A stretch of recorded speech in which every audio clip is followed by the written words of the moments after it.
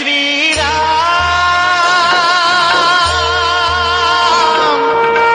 जय श्री राम, जय श्री। ये सियापति रामचंद्र भगवान की जय। चारों भाइयों का जो परस्पर देखना, बोलना और मिलना है, वही इस जल की विविध मधुरता है। और जो उनकी परस्पर की प्रीति, हंसना और अच्छा भाईपन है, वही इस जल की सुंदर मधुरता और सुगंध है। तुलसीदास जी कहते हैं, इसमें जो भी मेरी अत्यंत विनती और दीनता है, वही इस जल में हल्कापन, सुंदरता और निर्मलता है। इस प्रकार यह अद्भुत कथा रूपी जल श्रवण करने में गुणकारी और आशा रूपी प्यास तथा मन की मलिनता को मिटाने वाली है। यह जल श्री रामचंद्र जी के सुंदर प्रेम को बढ़ाने वाला और कलयुग के समस्त पाप रूपी गलानियों को हरने वाला है। फिर भी यह संसार के सब परिश्रम को पोषण कर संतोष को भी संतुष्ट करने वाला है और दुख, दरिद्र और कलयुग के समस्त दोषों को शांत करने वाला है। यह काम, क्रोध, मंद और मोह को नष्ट करने वाला और पवित्र ज्ञान को, वैराग्य को बढ़ाने वाला है। इसको प्रेम पूर्वक पान करने से हृदय के सारे पाप संताप नष्ट हो जाते हैं। तब यह जानकर भी जो इस जल में अपने मन को स्वच्छ नहीं कर लेता है, उन कायर पुरुषों को मानव कली काल में बिगाड़ दिया है। इसको छोड़कर जो दूसरे प्रसंगों में पड़े रहते हैं, वे प्राणी तो ऐसे दुख पाते हैं जैसे हिरन मृग तृष्णा के जल के लिए इधर उधर भटकता फिरता है। श्री तुलसीदास जी कहते हैं कि हे प्रभु, बुद्धि के अनुसार इन गुणों के समूह रूप श्रेष्ठ सुंदर जल में अपने मन को स्नान कराकर और श्री महादेव जी तथा श्री पार्वती जी का स्मरण करके यह स्वामी कथा कहता हूँ। जब मैं श्री रामचंद्र जी के चरण कमलों को अपने हृदय में धारण कर जगवल्लभ मुनि को पाकर भारद्वाज जी मुनि ने जैसे प्रश्न किया था, पहले उसी मुख्य संवाद को कारण सहित समझाकर कहता हूँ। श्री भारद्वाज जी मुनि प्रयाग में वास करते थे, जिनका श्री रामचंद्र जी के चरणों में अत्यंत गहरा प्रेम था। वे उच्च कोटि के तपस्वी, क्षम, दम तथा दया की खानी तथा परमार्थ मार्ग भगवत चर्चा में बहुत ही प्रवीण थे। जब माघ महीने में मकर संक्रांति लगती थी, तब वे लोग तीर्थपति प्रयाग में स्नान करते आया करते थे, जैसे आज भी जाते हैं। क्या देवता और क्या राक्षस, क्या किन्नर और क्या मनुष्य, सभी आदरपूर्वक त्रिवेणी में स्नान करने जाते थे और जाया करते हैं। वहाँ वेणी माधव के चरण कमलों की पूजा कर प्रसन्नता से अक्षवट की पूजा करते हैं। वही भारद्वाज मुनि का अत्यंत पवित्र आश्रम है, जो बहुत ही सुंदर और मुनियों के मन को भी अच्छा लगता है। तब वहाँ जितने भी ऋषि मुनि तीर्थराज प्रयाग में स्नान करने आया करते हैं थे, उन सबका वही आश्रम में समाज लगता था। तब जब लोग उत्साहपूर्वक प्रातःकाल स्नान कर लेते थे, तत्पश्चात एक दूसरे में परस्पर भगवान श्री हरि के गुणों की चर्चा अर्थात गुणवाद करते थे। उस चर्चा में वे ब्रह्मा का निरूपण करते थे और धर्म विधि का नियम बनाकर सब तत्वों का पृथक पृथक विवाह करते थे और ज्ञान वैराग्य सहित भगवान की भक्ति का कथन करते थे। इस प्रकार सारे मकर भर स्नान करके फिर वे सब लोग ऋषि मुनि अपने अपने आश्रम को चले जाते थे। प्रतिवर्ष ऐसा ही आनंद हुआ करता था कि सब लोग आते थे और फिर स्नान तथा समस्त मुनीश्वर अपने अपने स्थान को चले जाते थे। एक बार जब मकर भर स्नान करके सब मुनीश्वर अपने अपने आश्रम को चले गए, तब उनमें याज्ञवल्क्य मुनि जो परम ज्ञानी थे, उनका पांव पकड़कर भारद्वाज जी ने विनयपूर्वक उन्हें रोक लिया। फिर आदर सहित उनके चरणों को धोकर अत्यंत पवित्र आसन में बिठाकर उनकी पूजा की और उनकी प्रशंसा कर भारद्वाज जी अत्यंत पवित्र और कोमल वाणी से बोले, हे नाथ, मेरे हृदय में एक बड़ा ही संशय उत्पन्न हो गया है। वेदों का संपूर्ण तत्व आपके हाथों में है। उस संशय कहने में कुछ भय और लज्जा दोनों ही लग रही है, किंतु यदि नहीं कहता हूँ तो बड़ा अकाज होता है। हे प्रभु, संत महात्मा ऐसी नीति कहते हैं। वेद शास्त्र ने भी ऐसा ही कहा है कि गुरु से दुर्भाव और कटव करने से हृदय में विमल और ज्ञान उत्पन्न नहीं होता है। ऐसा विचार कर अपने अज्ञान एवं मोह को प्रकट करता हूँ। सो हे नाथ, मुझ पर अपने दास पर कृपा करके उसे दूर कीजिए। श्री रामचंद्र जी के नाम का प्रभाव अमित है, अर्थात उनका अंत नहीं है, असीमित है। इस बात को संत पुराण और उपनिषद भी कह गए हैं। जिस राम नाम को केवल संतजन ही नहीं जानते हैं, वरना ज्ञान और गुण के भंडार अविनाशी शिव जी भी जपा करते हैं। संसार में 4 प्रकार के जितने भी जीव हैं, उनको काशी में मरने से परम पद प्राप्त होते हैं।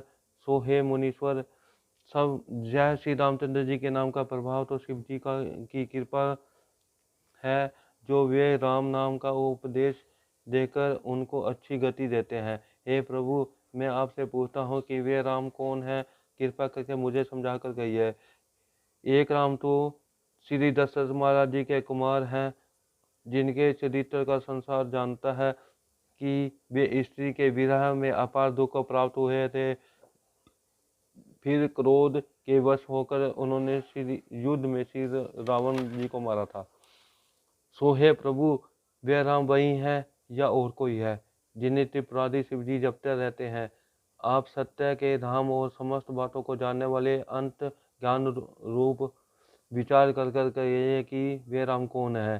सो हे नाथ, जैसे यह मेरा बड़ा मोह और भ्रम नष्ट हो जाएगा, वही कथा विस्तार पूर्वक वर्णन कीजिए। तब जगवल्लभ के मुनि ने मुस्कुरा कर कहा, तुम्हें श्री रामचंद्र जी की तो सारी प्रभुता ज्ञात ही है, अर्थात तुम सबको जानते ही हो।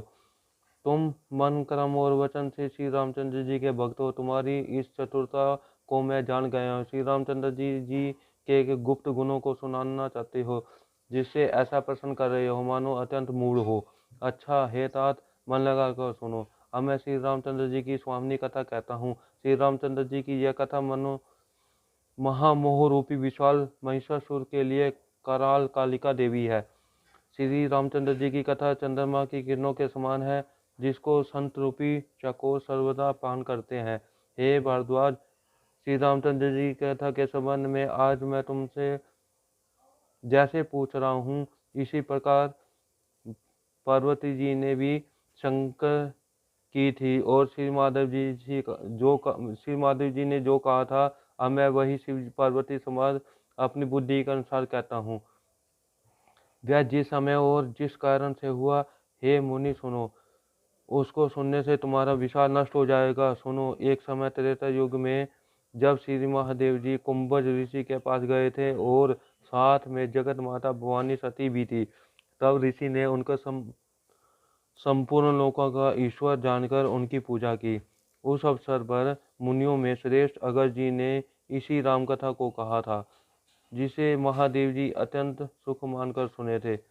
इसी अवसर पर मुनिदेव के पूछने पर श्री महादेव जी ने समझ लिया कि मुनि जी इसके पात्र हैं। तब उन्होंने अत्यंत सुहावनी भागवत भक्ति का वर्णन किया था। इस प्रकार परस्पर श्री रामचंद्र जी का गुणवाद करते हुए जब वहाँ शंकर जी को कुछ अधिक दिन व्यतीत हो गए, तो वह मुनि अगस्त्य जी से विदा मांगकर साथ में दक्ष पुत्री सती जी को लिए अपने घर कैलाश को चले गए। उस समय पृथ्वी का भार हरण करने के लिए भगवान रघुकुल ने अवतार ले चुके थे, और पिता के वचन को मानकर राज्य से उदासीन होकर अविनाशी, जिनका कभी नाश नहीं होता है, दंडक वन को विचरण कर रहे थे। इधर शंकर जी अपने मन में यह विचार करते हुए मार्ग में चल रहे थे कि किस प्रकार प्रभु दर्शन होगा। भगवान गुप्त रूप से प्रकट हुए हैं, मेरा वहाँ जाने से बात सब लोगों को भली भांति जान जाएंगे।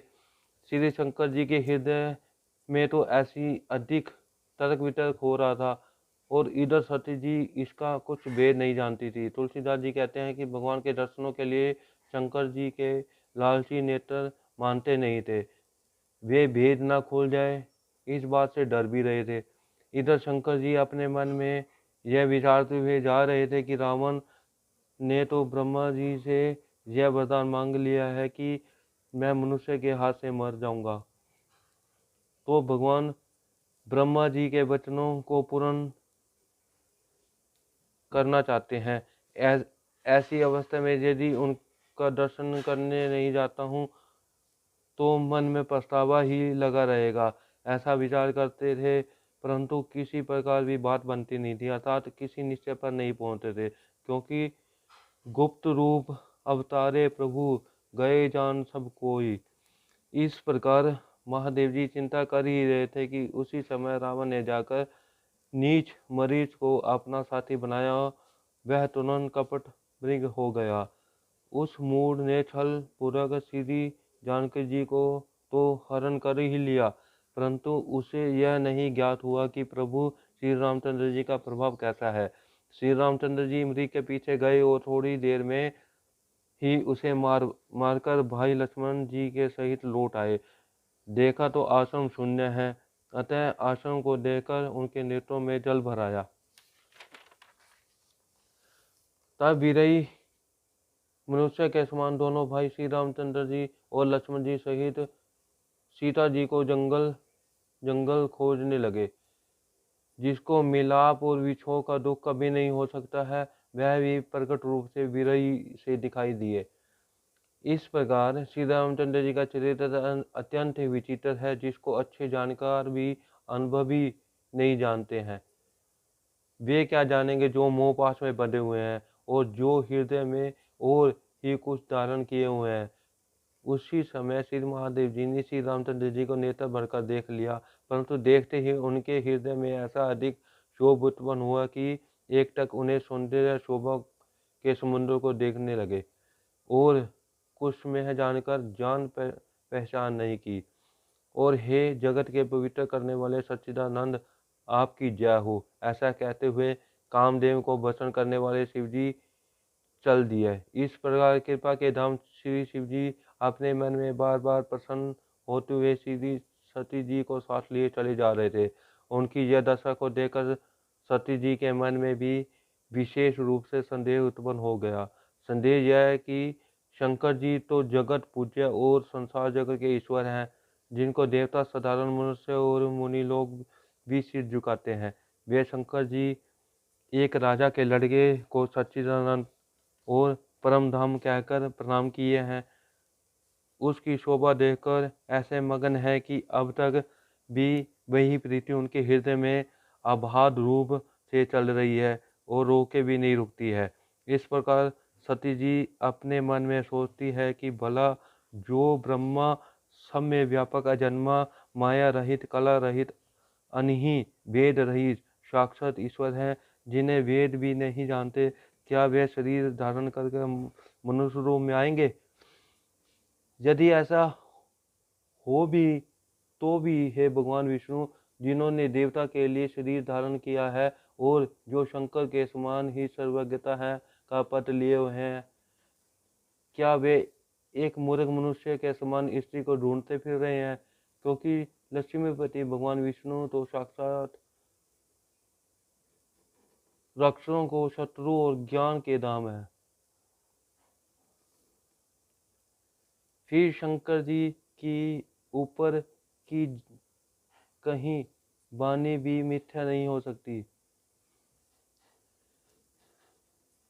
क्योंकि शिव जी सर्वज्ञ हैं, यह सब कुछ जानते हैं। सती जी के मन में ऐसा अपार संशय उत्पन्न हुआ कि उनके हृदय में किसी प्रकार की सुंदर बुद्धि का प्रसार नहीं हो पाता था।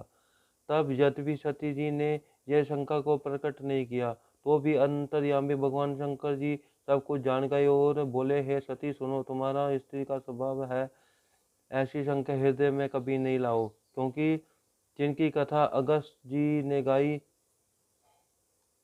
और जिनकी भक्ति को मैंने उन अगस्त जी को सुनाया, ये वही श्री रघुकुल शिरोमणि श्री रामचंद्र जी मेरे इष्ट देव और जिनकी मुनिजन सर्वदा ही धैर्यपूर्वक सेवा करते हैं, जिनका धैर्यधारी मुनि योगी सिद्धजन और संतजन अपने पवित्र अंतकरण में स्मरण किए करते हैं, ध्यान करते हैं और अंत नहीं है, ऐसा कहकर वेद और पुराण जिनका यशोगान करते हैं, वही अपनी माया के धनी सर्वव्यापक निराकार स्वरूप ब्रह्म श्री रामचंद्र जी 14 भुवन के स्वामी हैं।